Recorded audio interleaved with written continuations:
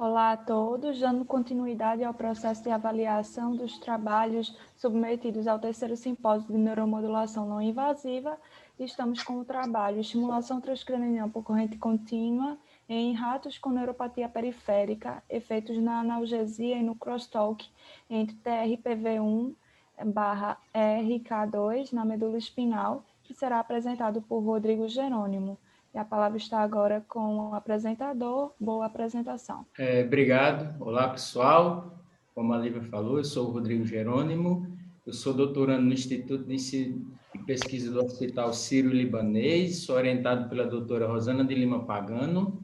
Eu vim aqui apresentar hoje para vocês esse trabalho intitulado Estimulação transcraniana por corrente direta ou contínua, TCC, em ratos com neuropatia periférica, efeitos na analgesia e no crosstalk entre TRPV1 e ERK2 na medula espinal. Bom, falando um pouco de dor neuropática, a dor neuropática crônica ela é geralmente causada por uma lesão ou doença que acomete o sistema nervoso somatosensorial. Geralmente, ela provoca sinais por aqueles que a possuem, sinais como queimação, formigamento, agulhadas, choque elétrico e dormências.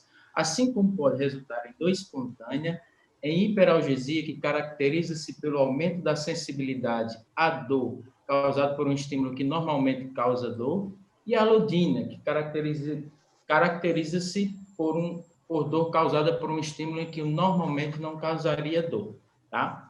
Quando a gente tem, falando um pouco de sensibilização central e periférica que ocorre no processo de dor neuropática crônica, falando um pouco resumidamente, quando a gente tem uma lesão a nível periférico no nervo, é desencadeados vários processos. Porém, eu quero destacar aqui esse processo em que há o aumento da expressão e ativação de canais TRPV1 e da proteína ERK2, principalmente em neurônios de segunda ordem. Os tratamentos hoje disponíveis para dor crônica são os farmacológicos, os não farmacológicos, o bloqueio de nervos, a ablação de nervos e bombas de infusão. Porém, 70% desses pacientes não respondem adequadamente a esses tratamentos. Então, há necessidade latente do surgimento de novas abordagens para o tratamento dessa patologia.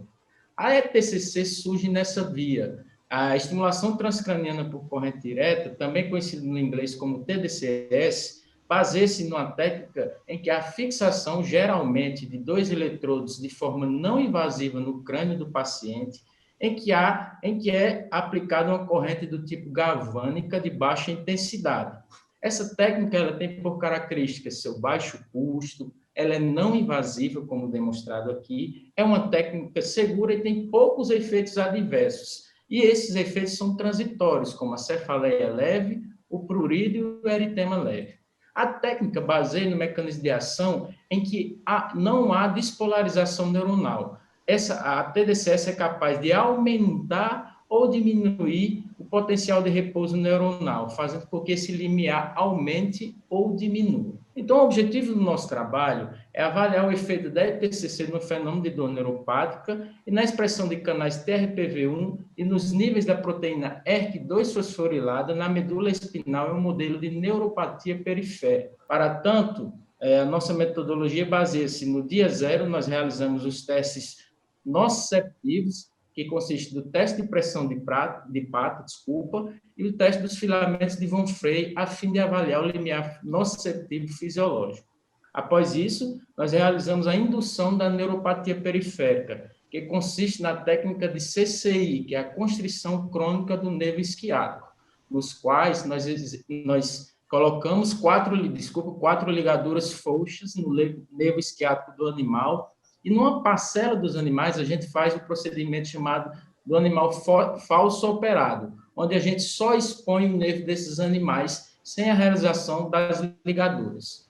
Após 14 dias, nós realizamos o que chamamos de medida antes do tratamento, em que são repetidos os testes nociceptivos, que é o teste a fim de avaliar a hiperalgesia através do teste de pressão de pata e o teste dos filamentos de von Frey, que é a fim de avaliar a alodínia desses animais. No 15º dia, um dia após o teste da medida antes do tratamento, nós iniciamos as sessões de TDCS. O protocolo consiste de 10 aplicações de TDCS, sendo uma aplicação por dia, com intervalo de 2 dias após 5 sessões. Essas sessões consistem, os animais são anestesiados com isoflurano a 2,5%, e a intensidade da estimulação é de 250 microamperes por 15 minutos. Já em outra parcela dos animais, nós realizamos o que chamamos do animal a falsa estimulação, em que nós aplicamos uma estimulação de 250 microamperes, porém por 5 segundos. Portanto, nós dividimos em 3 grupos experimentais: o CCI mais a ETCC, falso estimulado, e o CCI falso estimulado. No 27º dia, ou seja, um dia após a última sessão, nós realizamos a medida pós-tratamento, teste de hiperalgesia e alodínia, e após isso realizamos a eutanásia dos animais com coleta dos tecidos, que é na porção L4 e L6 da medula espinal, do lado ipsilateral à lesão. Tá?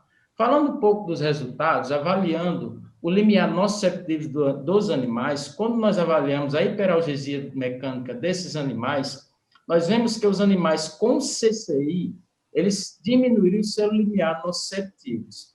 E que o CCI animal tratado com TDCS, o grupo FOP falso estimulado, ele se manteve com seu limiar nociceptivo fisiológico. Já o grupo CCI com ETCC, ele foi capaz de reverter totalmente o seu limiar, a sua baixa no seu limiar nociceptivo.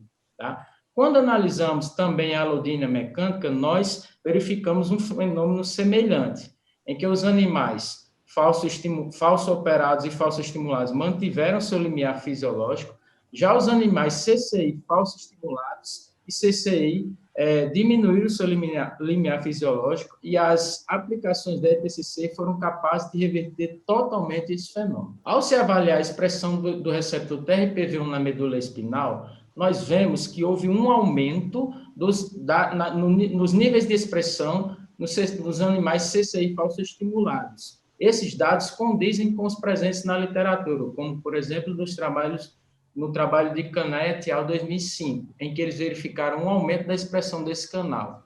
E a aplicação da ETCC, as dessessões, foi capaz de reverter totalmente esse fenômeno.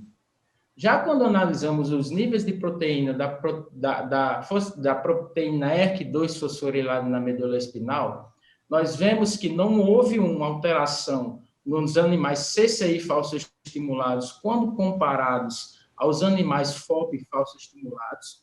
Porém, quando analisamos os níveis dessa proteína na medula de animais submetidos ao tratamento com ETCC, nós vemos que houve uma diminuição dos níveis dessa proteína.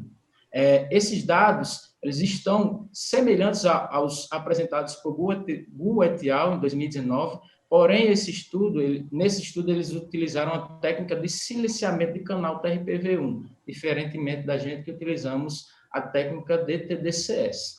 Então, como conclusão, nossos resultados sugerem que há uma resposta inibitória no crosstalk espinal entre TRPV1 e ERK2 fosforilada após a TCC, indicando que a inibição dessa via de sinalização na medula espinal pode ter um papel crítico na analgesia induzida por ETCC em condições de dor neuropática. Quero agradecer às agências financiadoras do projeto e ao Instituto Sírio-Libanês de Ensino e Pesquisa. Ok, Rodrigo, gostaria de solicitar a você colocar o primeiro slide, por favor. Vamos dar início, nesse momento, ao processo de avaliação, né, e arguição da banca, a começar pela doutora Adriana Baltar. Tá ótimo. Obrigada.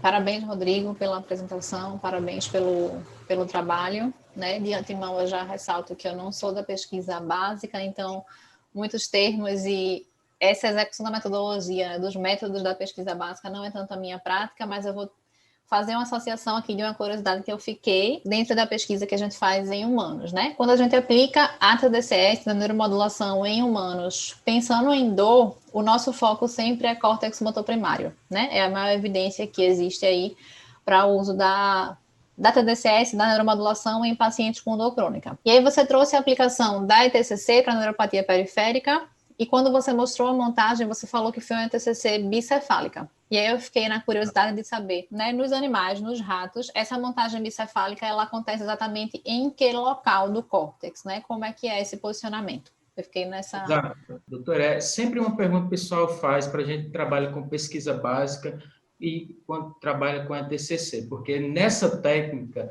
a gente não é capaz de definir em qual região do córtex do animal está sendo aplicado, isso é fato.